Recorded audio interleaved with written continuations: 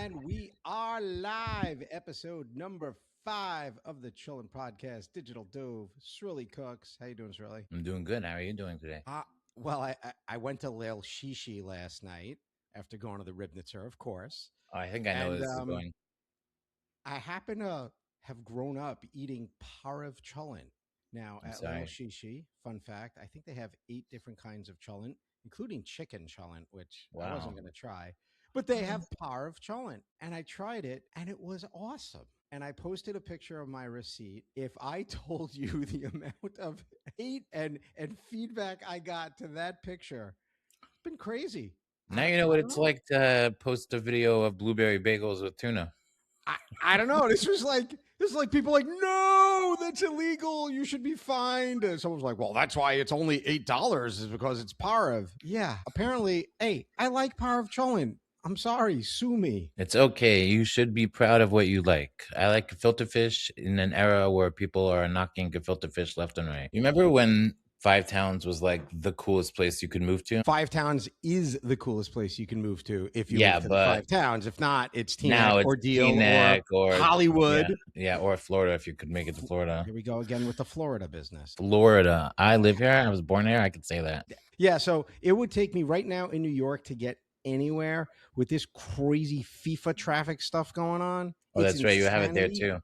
Oh, wait, it's there too? Yeah, I went. Yeah, I went on Wednesday. We have one of my clients has a tefillin stand and kosher hot dog cart outside the stadium, but not outside the stadium. I Inside thought the you were stadium, just going but to say, well, I went to see Portugal play against, Venezuela or something like no. that. How do I know about soccer? Come on, I don't know anything. Clearly about that stuff. nothing. That's not my thing. But I mean, it's cool to see the energy there. A lot. Whenever I do the non-football events at the stadium, I feel like people have way more excitement and energy than like football fans. Like Dolphins or like Jets or like it's a different vibe. Time out. Could we translate which football you're talking about? I'm getting very confused. So the people that one of the people I work with is called Chabad at the stadium. Okay. Their main function is just doing events at the Hard Rock Stadium in Miami. Okay. So during the Dolphin games, all 8 home games, they have a massive tailgate, barbecue. Everything is free actually during those games. Yeah, there's good music, and then we put on phone on people and other things, and like giving out candlesticks for Neshek and stuff, and you it's like a Chabad party. it up, basically.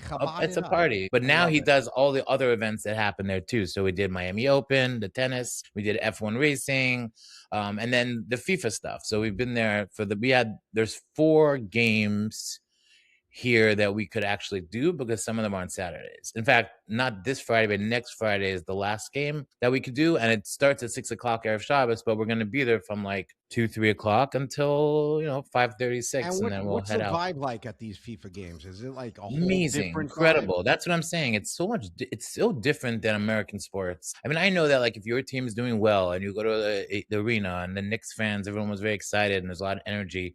But it's very dependent on like if you're having a good season that year or if you're into it that year. Like when the Heat are on fire, I'm like, I'll go games and I'll get excited. The worst pun ever, by the way. Well, I didn't name them. Are on fire. Boo. But like, okay, sometimes they're not good or they have these stretches and fans, they don't go as much and you don't talk about it. But not with these things like FIFA. People flying in from Argentina and where are they coming from? Brazil, Scotland. So the game on Wednesday was Scotland versus Brazil. Those are 2 very, very animated fan bases and very are those different. Guys who are doing the rowing? Who's doing the rowing? Which team is that? I'm not sure, but the Scots were coming and they were wearing kilts. So it was just like there's like these Scottish people, bagpipes and kilts and drinking beer and singing like Scottish songs. And then the Brazilian fans are wearing all the yellow and screaming and jumping. And it was just insane. It's apparently the Norway Viking guys are doing that whole rowing thing. We didn't get Norway. We got Uruguay, Saudi Arabia, and then next week is Argentina, I think, next Friday. Which I heard, yeah. They're Labor Dick, those guys. We were told that the Argentinian game is going to be like insane. Like we're preparing for a very wild. I happen to know somebody who's from Argentina, and he's like, I can't talk to him for like the next week because he's like in like the zone. Like this is like the entire. It's like it's literally like Yontif. This entire thing. But like Miami Open F1, when I would see the people at those events, there are a lot of locals or like, you know, status, high-end people that are going for like the excitement of it. By the College World Championship, we went that last year. It was like Indiana and another Ohio, maybe. I forgot who it was. But some people flew in, but it's a lot of local people that like their team. By these games, like all the Scottish people, I was like, oh, do you live here? And they're like, no, we flew in from Scotland. I'm like, you all flew in from Scotland? People flew in from around the world. I don't quite understand. Yeah, these guys from Scotland, they said they've been here for 3 weeks. They went to the Boston game. They went to this game. They're just flying around the whole country going to games. Have you been following like the videos of the Europeans going to American experiences for the first time? Yeah, so over here in Miami, the Scottish people were all taking over the whole downtown. They like flooded the streets, and it was just it was on the news. Everyone was excited. People who are going to like a Buc-ee's rest stop and are like, their minds are blown. Or just I asked the Scottish people, I was asking them what's their favorite city that they've been to so far, and they were shockingly, they were telling me Boston. They said they love Boston. Well, it's kind of, I guess, if you're the drinking, Scotland, probably it's got like that kind of like old vibe type of thing, you know, and lots of beer, beer, yeah. Basically. Before we opened our stand, they had like this meeting with all the vendors, like the guy that's in charge of it for the stadium, and he's like, "The Scottish drink beer. We're going to be selling a lot of beer. Here's the rules, and we expect to sell out." Now, wait. Are they the ones who drink like the Guinness? That's the Irish people who drinks I don't know. I feel like there's a lot of crossover between the Irish and the Scottish. Who drinks by the way, that's like and that's it. They drink. That's us saying that is probably like people saying that two different sects of Hasidus are the same thing. They're not like Cholent. Exactly, they're really not. That's like that's like comparing I don't know, Persian food. Yeah, and once the game starts, it's so thunderous. The fans are so loud. That's way louder than anything I've ever heard at the stadium. Maybe sports is like its own thing. In America, I think sports is very like bandwagon. I live pretty far from the Meadowlands Stadium. We heard noise from the Taylor Swift concert. Yeah, Europeans, I don't think Europeans are bandwagon. They're like hardcore no matter what. Like you see those like Manchester United fans, or there's like those teams could suck or like not qualify, but they're like rabid either way. Not in America. America sports, if your team's not good for 10 years, you don't care. We got people here. What's up, everybody? Hello, sir. Wow, it's a drop-in. That was like a drop-in. I guess you just like, come on. Yehuda Jacobs, ladies and gentlemen, joining us from... Where are you joining us from right now? Ennismore, Canada. Camp Moshava. Bnei Akiva camp up in Canada, about 2 hours from Toronto. Wow. Oh, nice. Yes, I am the head chef here. I am feeding 700 kids daily for the next 7 weeks. You're putting out like what, 2,100 meals a day or something like that? Look at that math, by the way. Check it out. That's not bad math. More actually, because we also need to feed the staff like after dinner because they're hungry. They're teenagers. So add another 250 to that. So yeah, 2,350 meals a day. Wow. And how much of that comes out of a box, or is everything scratch made in your camp? So it really depends. It really depends on what. Most of the stuff is made fresh. We do salad bar every day for the kids to keep it healthy. Salads like quinoa, beans.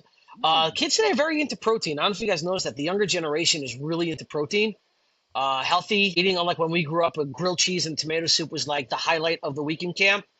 But today, for example, is pizza bagels. That's when everybody goes back to being unhealthy. It's an Erev Shabbos treat because it's easy to make and everybody loves it. It's not like you're busy. It's not like you're busy cooking anything else today or anything, right? Well, if you look at my stories, I just finished cooking a pot of chicken soup and like the size of a mikvah and a Cholent pot. Do they like matzo balls over there?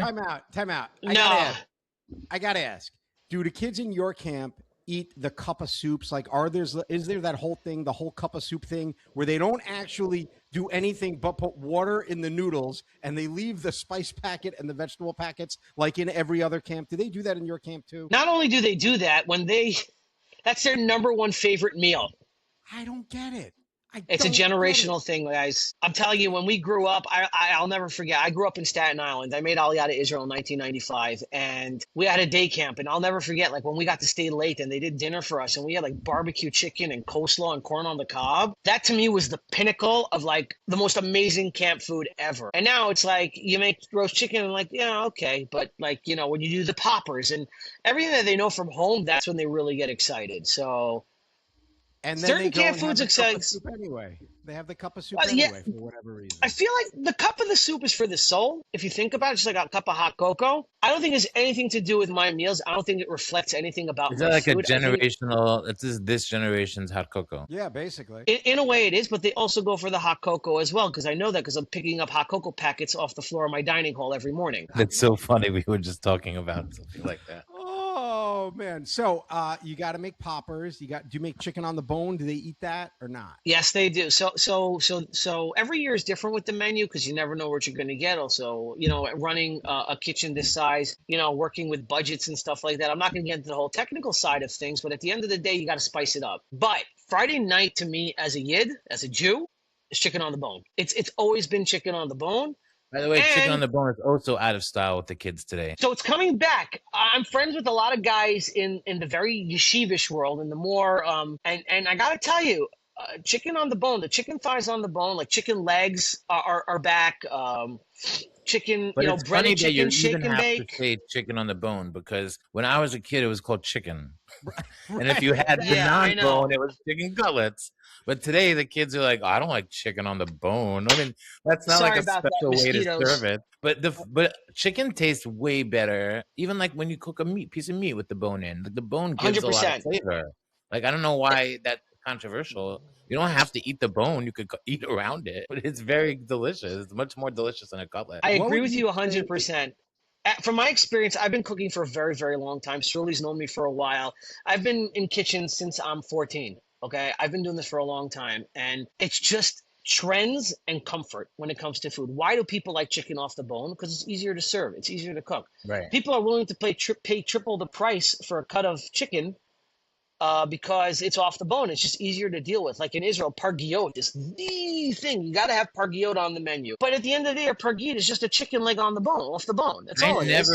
I don't even remember eating pargiot when I was little as like its own dish in your house. Like, yeah, you get shawarma from it or other things maybe at a barbecue. Right. But just in your house to have like pargiot, and I mean, I like it and I make it a lot. But I don't remember that being like an item that my parents made. So question, Yehuda, the chicken that you make these days, okay, is it everything either like chicken with barbecue sauce or duck sauce on it?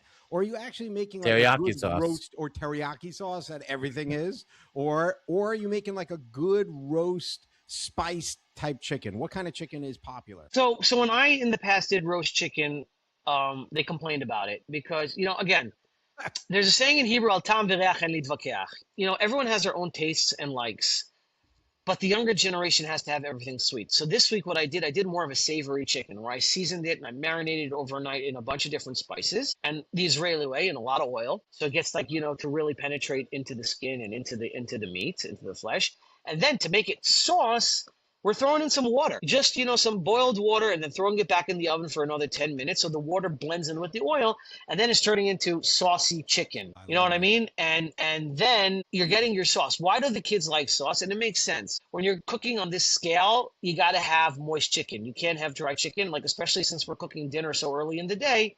Yeah. So, but it's hard to also do the timing of so many things. Right. Barbecue sauce is like the biggest condiment, like on chicken here. Right. I'm not gonna lie. You want to hear nuts? So you're talking about the cost of chicken. So the local shop right by me has a kosher section, and they sell an entire cooked rotisserie chicken. They regularly put it on sale for like $9. An entire chicken. That's very cheap. Cooked. That's even like pre-COVID cheap. Yeah, and I'm like, I don't get. That's insane. I mean, I know it's like they call it a doorbuster or whatever, but still, I've seen like $19.99, $9. $19.99. The kosher stores are selling it for over $20. Yeah. And how about raw? Raw, how much does that chicken cost? More, much more. $13. Third. Right. So I don't get it.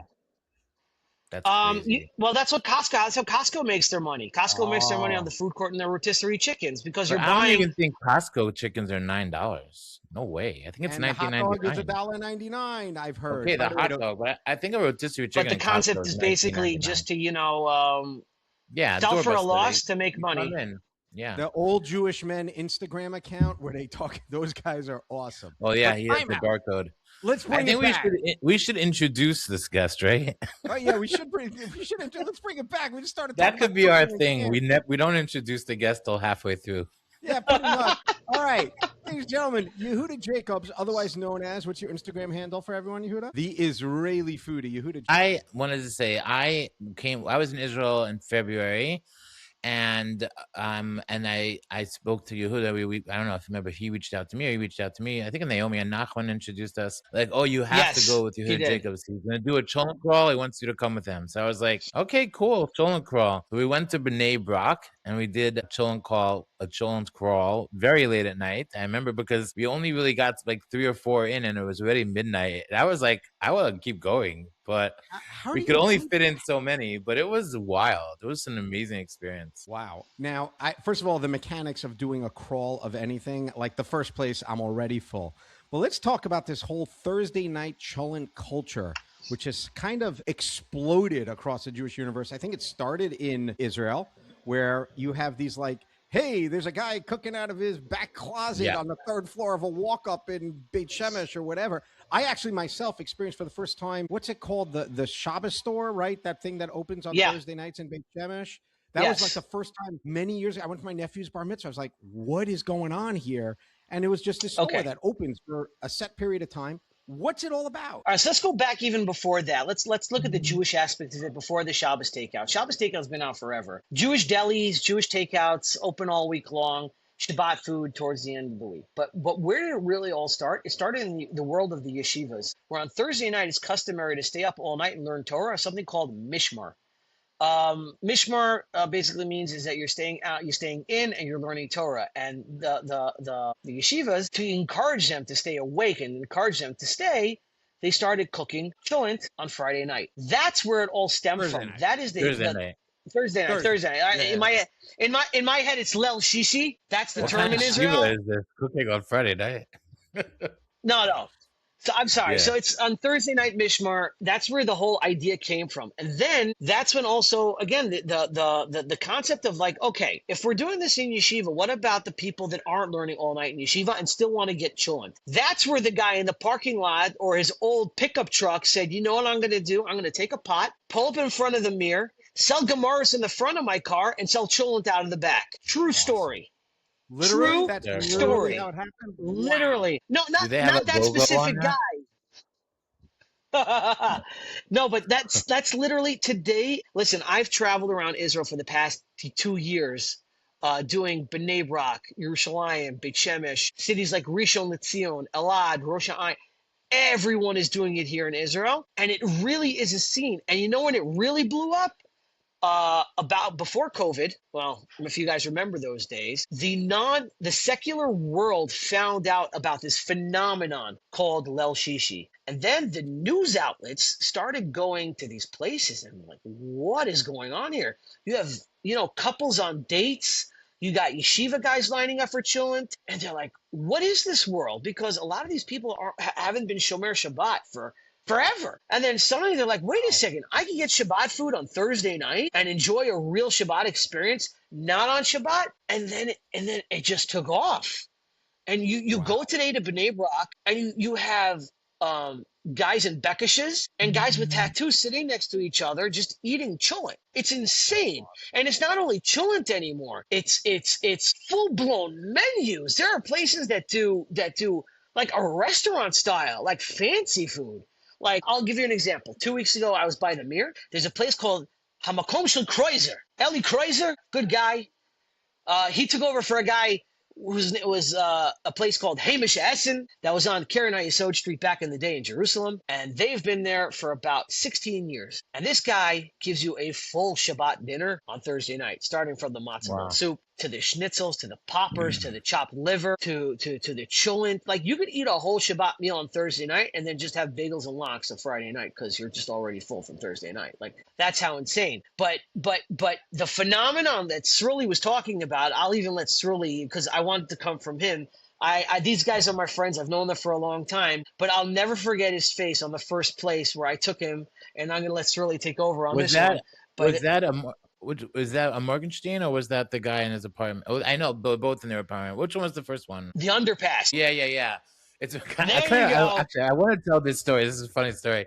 So I met Yehuda. I took a bus from Yerushalayim to Bnei Brak, which is actually the first time I was ever in Bnei Brak. And I don't know why. I didn't know what to expect. For some reason, Bnei Brak, I thought it's like very like Williamsburgy, Lee Avenue, Hasidish, I don't know, like Borough Park. But it was like this huge city with like, there's office buildings and skyscrapers, and it's like, it actually is like a real city. So the address that he gave me, it was just like a shopping plaza, mall. There's like a gym there, like some kind of Israeli like high-end furniture store. I'm like, this doesn't look like Borough Park at all. And I was like, which one of these stores is the place where they do it? And then he picks me up in the car. He's like, hey, get in. We drive down the block. There's a bridge, and under the bridge, literally, I thought we were going to like buy drugs. I don't know what's going on here. I'm like, I did not sign up for this. He's like, just come here. We'll go over here. There's a door over here. We go through it.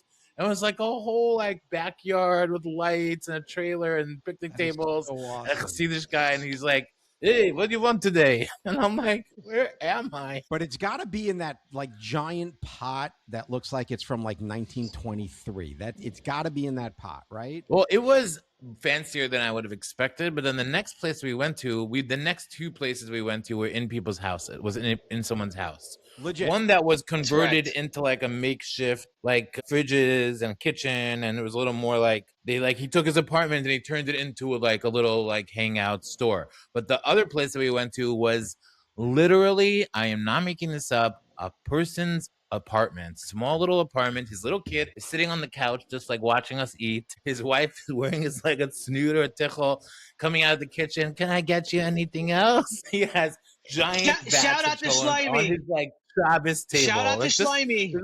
Shout out to him. It was literally someone's house, like a living, functioning person's house that when we left, they cleaned up and they went to bed. Awesome. That is so awesome. I mean, and it was busy. I don't think this could exist anywhere else but in Israel. I don't think you have people. Do they have anything like that in New York, like in people's houses?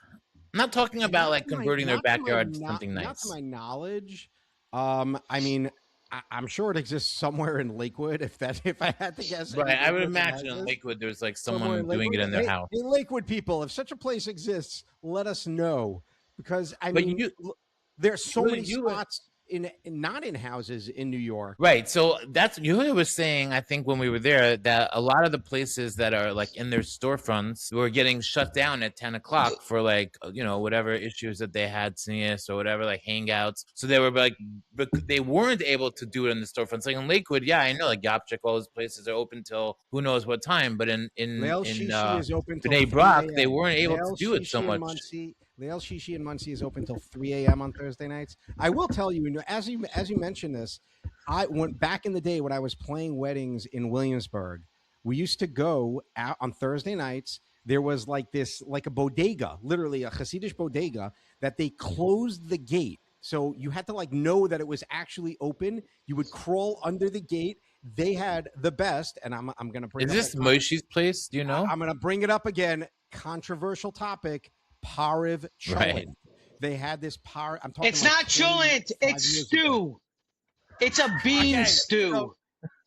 So Yehuda, what you missed is one of the guys in the comments saying, "How dare you, anti-Semite, self-hating Jew?" We started the show last night. I went to Leil Shishi in Monsey, which is one of the top Cholent spots in America. They got like 8 different kinds of cholent. It's a popping spot. I saw Pariv Cholent. I was like, that's what I grew up on because my mom was into this healthy stuff. We used to have like seaweed and kombu in our cholent and all that weird stuff. It was very bizarre. But I was like, oh, I'll try it. And it was actually good. I posted a picture of the receipt on Instagram. If I told you the amount of hate I got over the word Pariv next to cholent, it's unbelievable. So you're saying it's stew.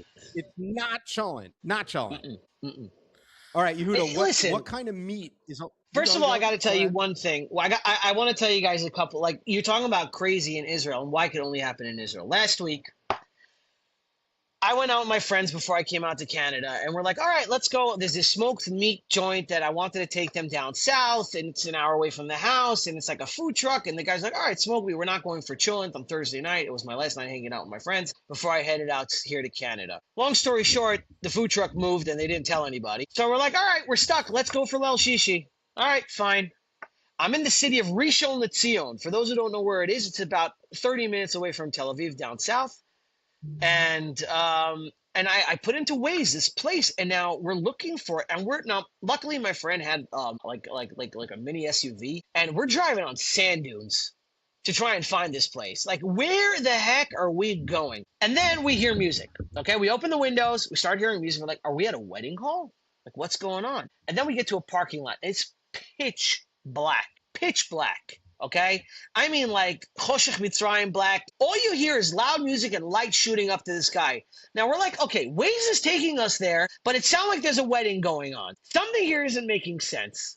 We get out of the car, we start walking, and I'm telling you, the amount of Hasidim that were there that were lining up to get into this place. I'm like, okay, so there's definitely a wedding, right? We walk in. It's a horse farm where they're doing Lel Shishi. Okay, it's called Cholent Krakow Cholent.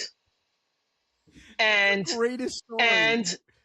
And on one side of the place, you see the horses with the hay, kids playing in the hay, a hookah bar, and Hasidim lining up to eat cholent. And it was good cholent, by the way. But in the 300 seats in this horse farm to get Lel Shishi. I'm like, show me another place in the world where Jews are crazy enough to open up a cholent place in a horse farm, and the cholent is good. Yeah, that is so unique. It's definitely become very popular now in our culture. Definitely. What makes a cholent good? You just said the magic words. A cholent's good. What makes a good cholent besides it not being parav? Okay, we've established that. What makes a cholent good? Consistency and beef fat. Those are the two secrets to a good cholent.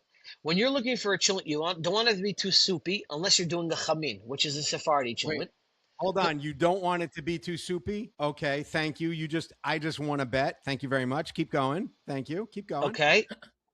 It's not unless soup. You're doing no, it's not. It's not a stew either. Unless you're doing a chamin, and I want to make this very clear. For those who don't know what chamin is, it's more of a Sephardi cholent where they cook the wheat or the barley in a cooking bag, and then they pull it out so the wheat and the barley gets all the flavor of the cholent, and then they serve it like a side dish or rice. So what it does, it just soaks up the liquid without actually giving it like the consistency of when texture, a barley is cooking overnight, without giving it texture. The second thing, and this I learned from the guy from Mayor of Morgenstein, shout out to him, he's a huge Talmid Chacham, and he makes probably some of the best cholent in Israel, is beef fat. Now, I say beef fat for a reason. Everyone, when their cholent dries out, adds water. That's the wrong thing. You do not add water to your cholent. You add beef fat. Beef fat is a lubricant, okay? What it does, instead of, adding more water so the barley or the beans and the potatoes soak up more of that liquid, the beef fat lubricates your cholent. Now, I'm not talking about massive amounts of beef fat, but if you're going to fry your onions, just do it in more beef fat or in any type of natural fat that you're using to make your cholent. So you're getting this more lubricated cholent. It is a bit heavier. I'm not going to lie. The cholent is a little heavier. But what happens is that A, it doesn't stick to the bottom of the pot, and B, the flavor. The flavor is just so insane. It's such an umami bomb from all of that extra fat, and it just doesn't dry out your cholent. Sometimes even even if you put in a cut like short ribs, right? Short ribs is very fatty. It shouldn't dry out your cholent, right? 9 out of 10 times, if you don't cook your cholent right, it's going to dry out. Doesn't matter what cut of meat you put in. It comes down to using something like beef fat to lubricate your cholent so it doesn't dry out. And the consistency, getting the right amount of barley to potato to bean ratio, and really, because seasoning, everyone's seasoning it the way they want. Americans like putting brown sugar and ketchup in it. Israelis like putting in more cumin, chawaj, ras al hanut to make it more savory. For those who don't know what those spices are, I'll explain. You guys you're can text me Ashkenaz privately. if you don't know what those spices are. And if you are like, what's cumin? Yeah, you're Ashkenaz and you have the palate of not Hungarian. not Your not Hungarian a good palate, grandmother. Let's Exactly. So hold on. So what are you doing if like you get that like extra like burnt crust around the bottom of your cholent? What are you doing wrong? What is the method to get that good consistency throughout without the burned around the edges type of thing that a lot of people have? So first of all, when you're actually cooking the cholent on the fire, you have to watch it. You have to stir that every hour. You can't just keep it on the pot. Okay, you can't when you're cooking it directly on the fire. I'm not talking about when you put it on the blech on Shabbos. I'm talking about on the hot plate. It's when you're actually cooking it, you do not want it to burn. Because once you get that little burn on the pot, the whole thing is gonna burn. It's like wildfire. It just starts because what is that burnt? It's burnt sugar, it's caramel. That's what burnt is. It's when the sugars are burning and your onions are losing everything because suddenly there's nothing left. It's all just on the bottom of the pot. That's also what happens sometimes when a cholent is a little too like even on the bitter side. It's because you burnt the bottom of your cholent and then all the sweetness that you were trying to get out of your cholent turns to burnt. You overcook. Are you a fan of putting sweet things into cholent like honey or Ceylon or sugar or anything like that, or not? 100%. Cholent needs a balance. Now I don't overdo it. Like I'll throw in some brown sugar sometimes, some honey. I don't like honey in cholent because it doesn't really add anything. The secret for me is brown sugar, but I don't throw in too much. I throw it in when I'm caramelizing the onions just to make the onions sweeter. That's really it. Just to really just sweeten up those onions and just it helps like uplift the natural sweetness of those caramelized onions. But no barbecue sauce, no ketchup for me. I just keep it really. Again, I grew up also like it's funny. I grew up in an American family, but I also went to I'm a professional chef. So like here in camp, there's no way in heck I'm putting barbecue sauce in my cholent because there's no need for it. My cholent is, in my opinion, and also a lot of other people's opinion, is like the perfect balance of cholent. It's sweet, it's savory, but it's not too sweet, and it's heavy on the savory, and the meat is always melting in your mouth. It doesn't matter. Like don't use shin meat. I'm sorry, shin meat people in Israel, they use the number 8. Shin? They love using the shin. Shin. Not a fan. I'm a fan of chuck. Chuck has the perfect balance of fat to meat ratio. And it's melting your mouth when you cook it right. I like putting in cheek. Yeah, there's a big thing here in America. Cheek is also really good. It's a big hot one. I've always had success with cheek, man. I've never had a bad. Yeah, we don't get cheek in Israel so often. Yeah, and it's very, very expensive when they do sell it here. So. As I told my client has a grocery store, and I was saying, "What's the deal? Why can't we get more cheek meat?" And he goes, "Surely, there's only 2 cheeks on a cow." That's right, and they're very small, frankly. Yeah, so. They're very. So I was like, I guess that's true.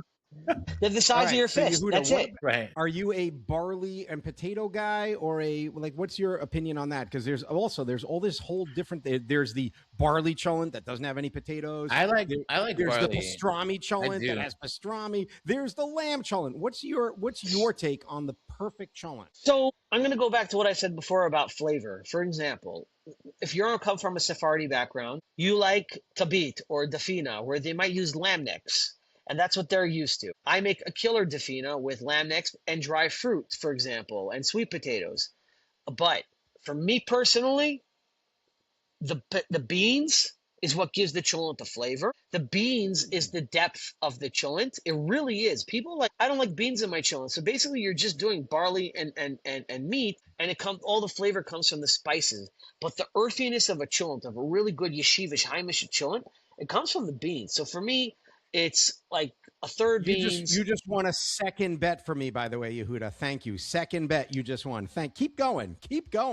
No problem. What about kishka? Oh, no, kishka's a must. I love kishka. I think kishka is very. You know what's funny that I haven't seen? I had some non-Jewish friends join me for a little shishi last night. And I had them try a lot of the stuff for the first time. And I was trying to say, like, oh, yeah, you could also put the kishka in the cholent. And you could also mix the potato kugel with the cholent. And they would say, oh, that's delicious together. And then we also had jachnun. And I was like, you can put that in the cholent also. And you could also put eggs in the cholent. Why doesn't anybody make, like, a loaded cholent? Like one cholent. They do. Has all that stuff with everything. Kishka, jachnon, potato kugel. I want it all. I want like a loaded cholent. A meeting of the world. You can't cook them all together. If you leave them all in the same pot. And eggs, everything. Like hard-boiled eggs. Get a little messy, Yehuda? What do you think? Can you leave that all in the same pot? No. Jachnon needs to be cooked separately. Jachnon needs to be cooked separately because jachnon is a technique. Is definitely. Kugel and kishka for sure. Well, then you're just going to need a lot of liquid because otherwise you're going to have a really, really dry cholent. Like you need to make sure you have enough liquid in that pot. Spacing is an issue. Like there's almost so much space for meat and kishka and a big piece of kugel, and you have all your beans and you want everything else soaking up. So you need a big pot. 100%. These are important issues.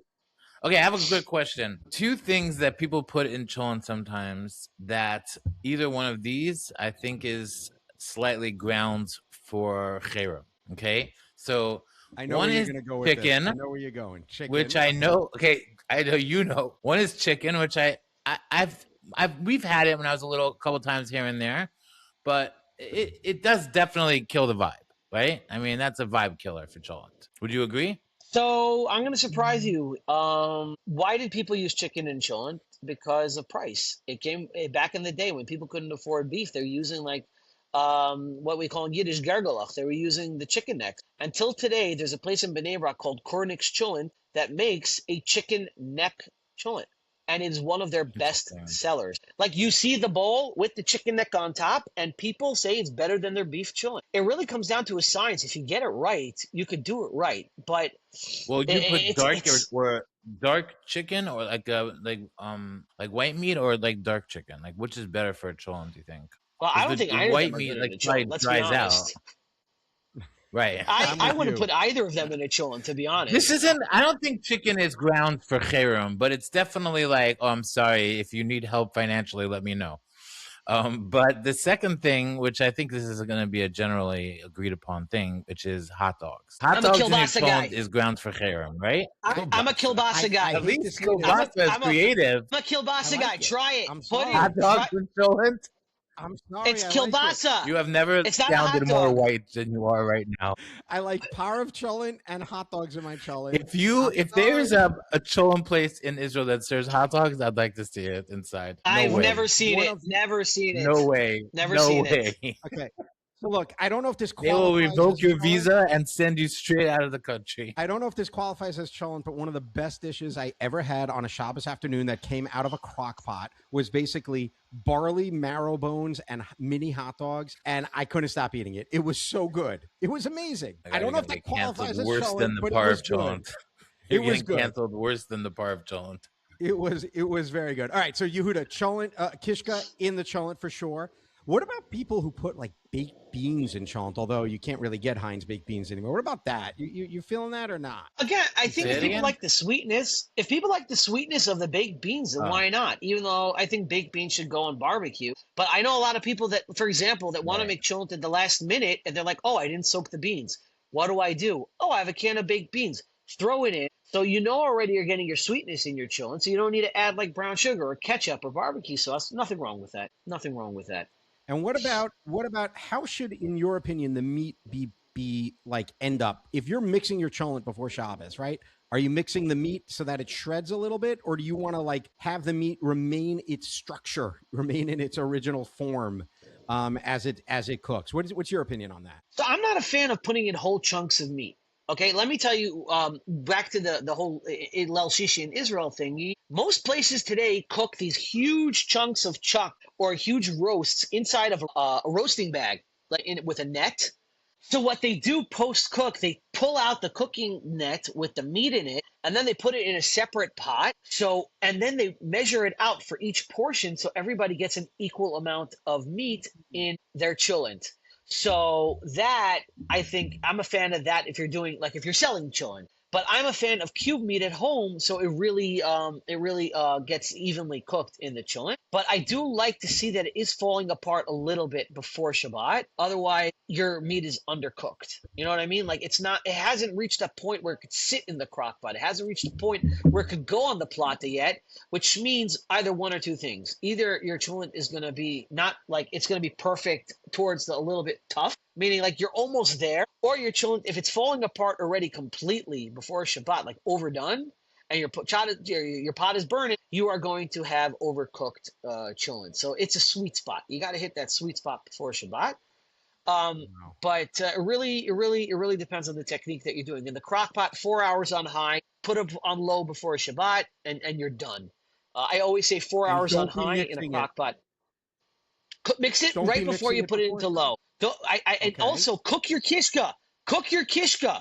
Don't put your kishka in right before Shabbos. Cook that kishka, because if you're not cooking the kishka, you're going to get raw kishka. I think you should cook the kishka in the cholent before you put it on warm, or before you put it on the hot plate. That's my opinion. Amazing. I would say that cholent is probably the number one most dish that people make. I wouldn't say controversial, just that everyone literally does it differently. Like, I'm not talking about, you put barbecue sauce on your chicken and I put the teriyaki sauce. I mean, cholent is something that, like, just at its basic core is like potatoes, beans, meat, and then whatever else you want. And whatever else you want. It's the Jewish curry. It's the Jewish curry, guys. There's no other way to describe it but the Jewish curry. Because every Indian family, for example, if we're going to go to the culinary world, exactly, it's 100% like that. So, and again, and not only that, it goes from generation to generation. Because if you grew up on something that you like, then you're going to do the same thing. Right. Like I don't make a cholent like my parents do at all. Yeah, I don't really either, but conceptually it's similar, but I don't do it exactly the same. But I will tell you something interesting, that one of the non-Jewish person who tried cholent with me last night, he told me, he said a lot of obvious responses to cholent. He loved it, but he also said that it reminds him a little bit of like a meat version of the inside of a chicken pot pie, which is a very I've heard that. I've never heard that before, but from someone who's never tried it before, and he's Indian, so he's familiar with like these type of like stews and curries and stuff like that. And he said it tastes like a meat version of the inside of a chicken pot pie. So when I was in Croatia, what year was it? When I was in Croatia, I think it was like 4 years ago. I was cooking I'm a professional chef. I don't know if I mentioned that. I'm a private chef. I've cooked all around the world. Now my summers I'm here in Canada, but like back in the day when things were like a lot safer and people were happy to travel and whatever.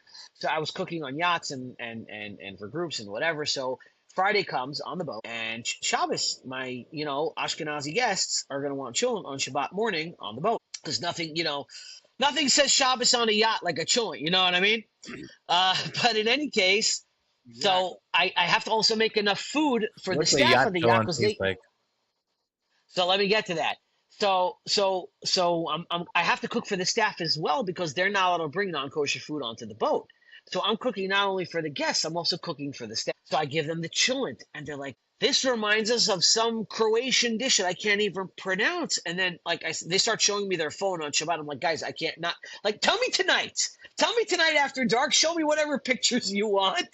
But tell me they start explaining this dish. Now their English is very broken, and they have a very similar dish in Croatia that I looked up that also stems from Judaism at the end of the day, because it was cooked over the weekend and then they had it on in the morning. But it reminded them basically beans, potatoes, barley, meat. Like there's nothing.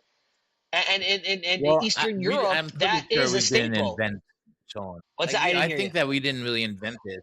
I don't think we invented the concept of cholent. It's culturally just the fact of the Sephardic cholents and the Yemenite cholents and the American and Ashkenaz cholents are so different is because it was based on the foods that they ate and the culture where they lived. That's right. Look, not only that, wanted to have. It came down to money. Why did we eat cholent? Yeah, potatoes cheap, barley cheap. We got the cheapest cut of meat to stew overnight, or chicken, and that's what it came down to. It came down to. By the way, for example, they would never brisket. Be able to, brisket used to be the cheapest cut of meat until Texas barbecue came around. The cowboys used to, ground beef started because cowboys used to put brisket under their saddle to loosen it up. That's how they got ground beef back in the day. Look it up. I'm not making this up. But it was a cheap cut of meat. If you put ground beef in your cholent, you just made a chili. Congratulations. Yeah. Agreed. Agreed. Look what happened. Or in your yapchik, you're making shepherd's pie. If you're using ground beef in your yapchik, you're making shepherd's pie. Okay? Yeah, exactly. Wait. And now Sorry, put the flour in already and be done with it. Brisket now is 100%. The smoking culture that has made its way. Brisket, which used to be the cheapest meat, now is the most expensive. Correct. Meat. Go figure. Wow. But pastrami and cholent is also a winner. What do you think about pastrami and cholent, Yehuda? We didn't hear what you said. I said a couple of things. One, I said, first of all, I had last 2 weeks ago a pastrami yapchik. It was really, really good. That's good. Because the pepperiness of the meat really enhanced the potato kugel. That was really amazing. But by the way, brisket in cholent, I don't recommend. There's not enough fat. I think it dries out and it toughens up. And what happens is that you end up with a drier cut, because brisket is good for things that need to be brined or slow cooked, like we were talking about before, like the whole smoking culture. It's costing so much money because everyone wants a good brisket to be putting on the smoker. I actually had a smoked meat cholent in Bnei Brak, and it was also really, really good. Like where they cut the brisket up after and then they put it in the cholent. It was really nice. It added a whole another layer of flavor. It was really good. I think we had that. Didn't we have that at one of the places where we had to walk upstairs? In the last we didn't. Place that we went, next to the gas station or whatever that was, convenience store. Nah, they didn't do a smoked meat cholent. Oh, no. I took you needed to mention this, for the kishke asado. You remember that? Asado. Right. Yeah. That was, that was insane. Dov, you ready for this? They take short rib, and instead of yapchik, they use kishke. Instead of potato kugel, they do kishka. It is one of the most insane things you're going to try. It is so delicious. Yeah, like they take the short rib, kishka, they stew it overnight. Oh my goodness. That was like, for me, that was one of blew my mind. It really blew my mind. This has been fascinating, an actual deep dive into the science and history and crazy world of cholent culture. Yeah, this is the most cholent of the Cholent podcast. Most Cholent of the Cholent Podcast, right? Yehuda Jacobs, who is up in Canada somewhere in a back roads cooking for 1 billion people. Digital Dove, Sruly Cooks. Thank you so much for joining us on our show, Yehuda. It was fascinating. And everybody, check out Yehuda on Instagram. What's your tag again, Yehuda? The Israeli Foodie. There's only one. The Israeli Foodie. If you want to do a cholent crawl with a guy who knows where the guy's living room through the apartment and all that, he's the guy. Check him out online at Instagram. Digital Dove, Sruly Cooks, Yehuda Jacobs. Thank you so much for watching us on the Cholent. We'll see you next time. Bye. Thank you. Bye.